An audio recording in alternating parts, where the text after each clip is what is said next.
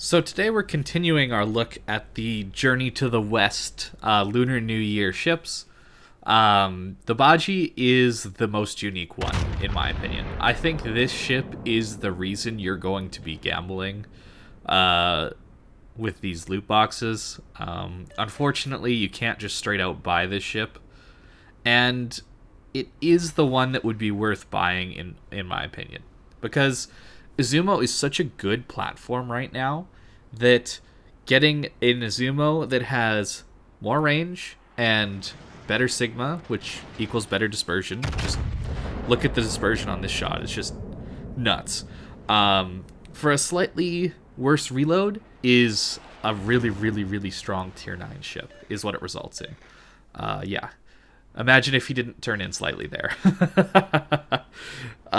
It's a great ship, and I think this is why you would be gambling in the loot boxes. But I want to warn you, before you decide to go buy a bunch of these loot boxes after you heard your friend say, oh, I got the ship in 5 boxes, or I got all the ships in 5 or 10 boxes. Well, it took 20 boxes, and I didn't get any ships, okay? 20 boxes, nothing but doubloons and camo. And that's pretty unlucky, I think. But it can happen, right? So don't expect to go buy a few boxes and get these ships, okay? The next 25 that were generously bought by Jcraw, very, very kind man. He wanted me to have one as well as he wanted to have one. So the next 25 ended up getting me all the new ships, or all of the Journey to the West ships, but that's a lot of boxes, guys. And I really don't think it's worth spending all of that money just to guarantee that you get the ship that you're looking for, when it is just a slightly improved Izumo. If you do manage to get it for a reasonable price, or you already have it because you bought it last year, well, you've got yourself a great tier 9 premium. But I'm not sure it's worth the cost to guarantee you get it, because it seems somewhere in that 30 to 50 box range that you would be guaranteed to get it. And that's a lot. So if you're willing to spend that money, go for it. But just know that it won't just happen right away that you get the ship you're looking for. That's not how these RNG loot boxes work, as much as Wargaming would like you to think they do. So playing this ship, you got to play passive. I know it sucks, but that's just the way the meta is right now, and that's what this ship is actually good at as well. Sometimes it involves shooting HE at bow on battleships, and that's okay. It sucks. This is pretty much the scummiest playstyle you can get, in my opinion, but sometimes you have to do it. There's no choice some of the time. Other times there is a choice and people choose to play like this, which is a little disappointing, but pushing in when the enemy team has Palmer and Musashi, Bajie, Crossfire with a Neptune in smoke, and a DD on the flank. Or actually, sorry, a DD on both flanks, because you notice there's, or at least there was a DD on the one line at the beginning. Now that we've seen it at B, and there was another destroyer near B as well. So pushing into that is not really the best of options. And shooting AP at a bow-in battleship is obviously not going to be that productive, so we're shooting HE. And I don't really like this playstyle, but it can work. 8,500 damage, fires. It's pretty good, the HE damage that you can deal with this ship. But what you're looking for are crossfires. That's what you're really looking for. I was hoping they would end up pushing the one line. We've got an Izumo on the one line that they would maybe angle to that Izumo, and I would get some nice cross shots. That's what I was hoping for. It didn't happen. They ended up bowing into me and my divmate Malta, and wow, 10,000 damage in a fire. Am I in a Thunderer or what? That's kind of nuts. But our Izumo's getting broadsides now, so that's good. At least somebody's getting the crossfires. But I played this ship very aggressively in the first few games, and I died a lot. I got torped out a lot because the ship is not maneuverable. It doesn't accelerate well. It doesn't deaccelerate or brake. It doesn't deaccelerate well or stop very well. It has a pretty vulnerable side, I would say. You do have turtleback, but it's more of the Japanese style turtleback that isn't very reliable. at close range and at long range. It's in these weird medium ranges, you can sometimes rely on it, but at close range, everybody's punching through it. At long range, it's angled in such a way that everybody's punching through it. So it's only mid-range that it's actually that useful. But mid-range is where you want to hang out.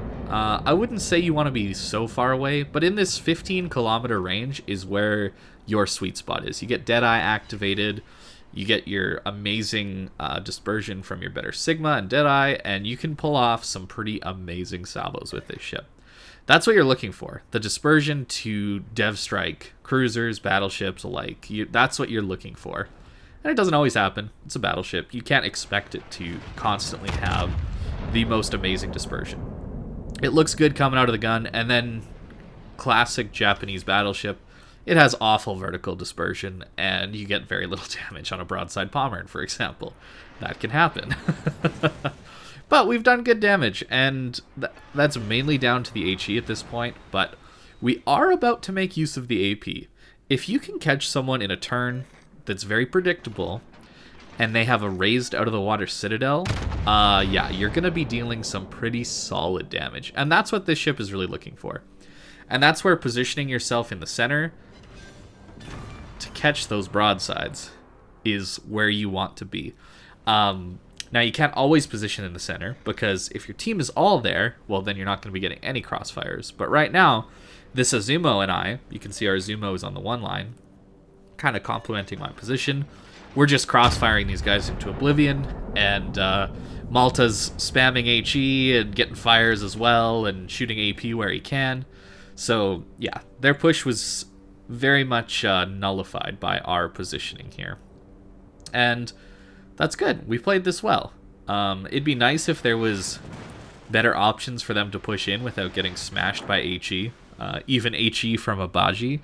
I would love to see high explosive do far less damage and deal way less damage from fires and all that stuff. But it's not the direction Wargaming's going, unfortunately. But so this HE spam, even from a ship like a Bhaji, can work wonders. And that's how strong high explosive is in this game at this point.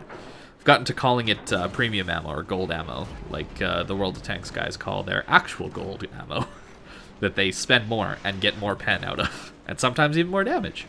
That's not the case here, but it certainly feels like it with HE sometimes, that it is your gold ammo of this game.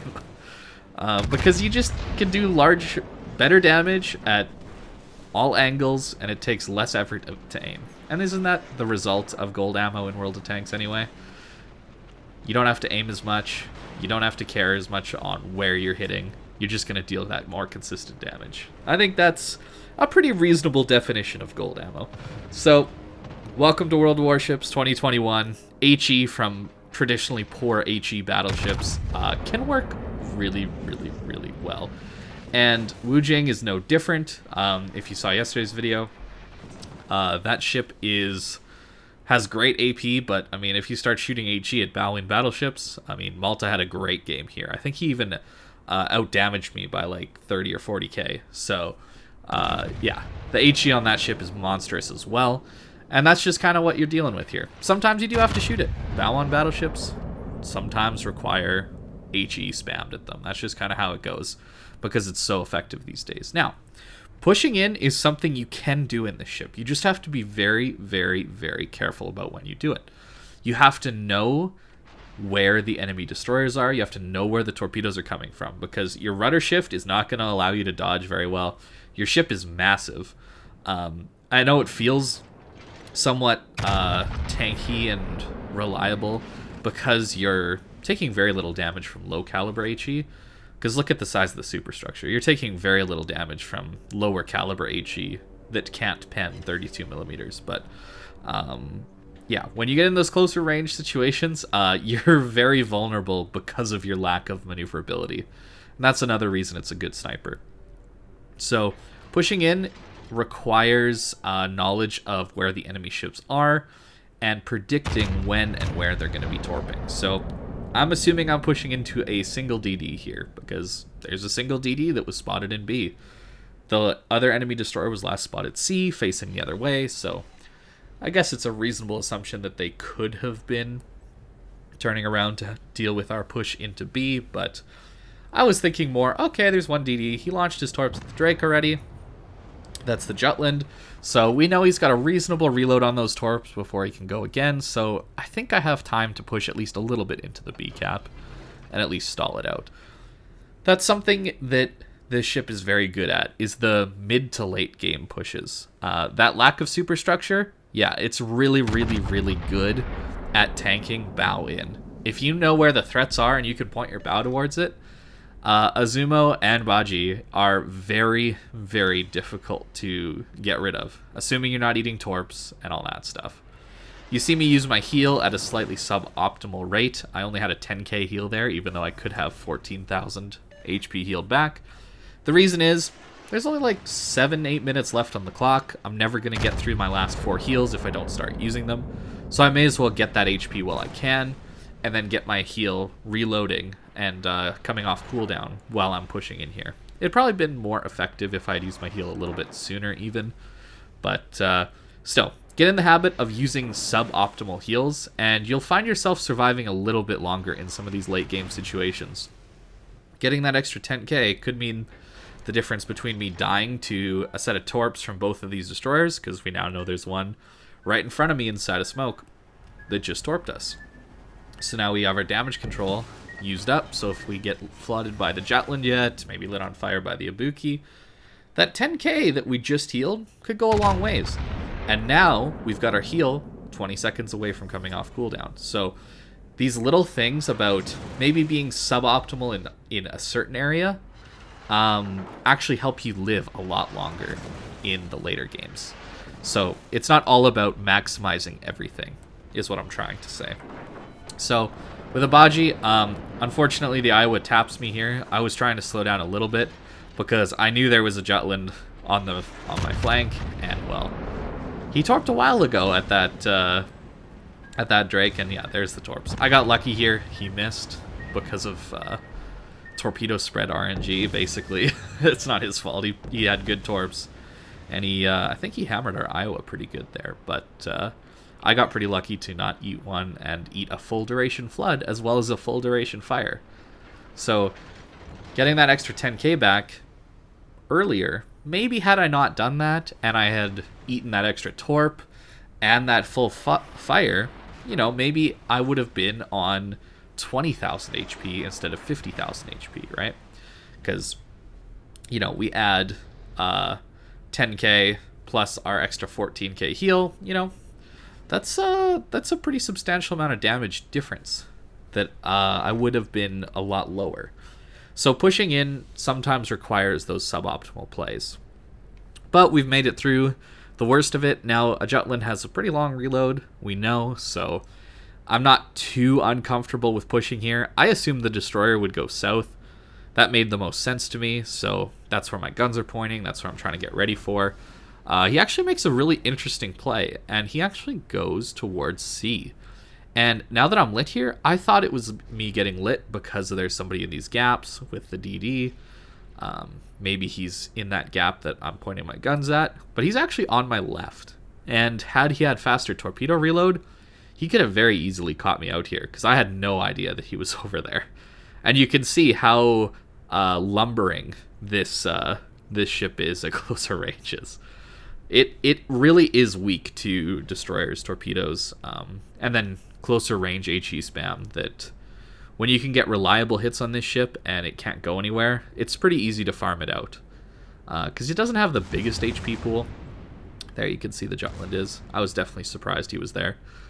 Good play positioning-wise from him. He just didn't have an amazing team. I think he ended up top on their team, too. Sometimes that happens. You don't get a very good team, even though you play well in your DD. And your good positioning kind of goes to waste, unfortunately. But, yeah, using islands, again, trying to keep myself safe from the torpedoes.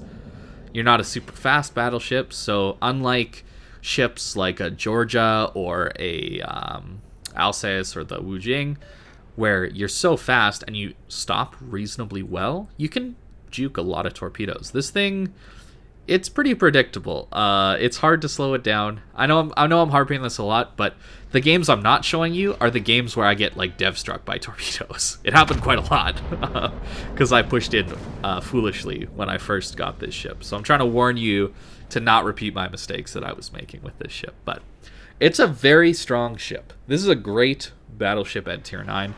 I just don't think it's worth the gambling and the loot boxes that they have to be found in. I'm happy I have this ship. I really am.